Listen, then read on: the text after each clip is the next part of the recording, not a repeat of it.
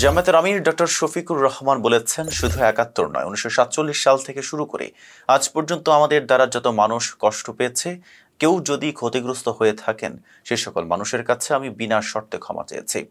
সম্প্রতি একটি টকশো অনুষ্ঠানে তিনি এই কথা বলেন। অনুষ্ঠানে তাকে প্রশ্ন করা হয়, যুদ্ধাপরাধের মামলায় জামায়াত নেতা এটিএম আজহারুল ইসলাম খালাস পাওয়ার পর আপনি একটি সংবাদ সম্মেলনে বলেছিলেন, জামায়াত ইসলামী বা তার কোনো নেতাকর্মীর মাধ্যমে কেউ ক্ষতিগ্রস্ত হয়ে থাকলে তার কাছে নিঃশর্ত ক্ষমা চাই। এই ক্ষমা প্রার্থনায় কি মুক্তিযুদ্ধের সময়টাও আছে কিনা সেটা সেদিন আপনি স্পষ্ট করেননি। আজকে এটা স্পষ্ট করবেন কি? অনেকেই প্রশ্ন করেছেন যে জামায়াতের আমির ক্ষমা কিসের জন্য চাইলেন।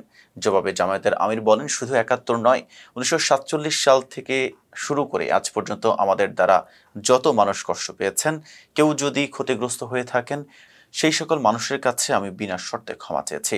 ডক্টর শফিকুর রহমান বলেন, ব্যক্তি হিসেবে মানুষ যেমন ভুল করতে পারে, মানুষের সমষ্টি একটি দলেরও ভুল সিদ্ধান্ত থাকতে পারে। কোনটা ভুল কোনটা সঠিক সেটা ইতিহাস নির্ধারণ করবে। আজকে যেটাকে ভুল বলা হচ্ছে, কাল সেটাই হয়তোবা সবচেয়ে বড় সঠিক হিসেবে প্রমাণিত হবে। তিনি বলেন, আমরা আদর্শবাদী একটা দল, আমরা বিশ্বাস করি আমরা মানুষ ভুলের ঊর্ধ্বে নই। আমাদের দ্বারা, আমাদের সহকর্মীদের দ্বারা মানুষ বিভিন্ন ক্ষেত্রে কষ্ট পেতে পারে, ক্ষতিগ্রস্ত হতে পারে। আমি সব কিছুর জন্য কোনো শর্ত আরোপ না করেই মাফ চেয়েছি।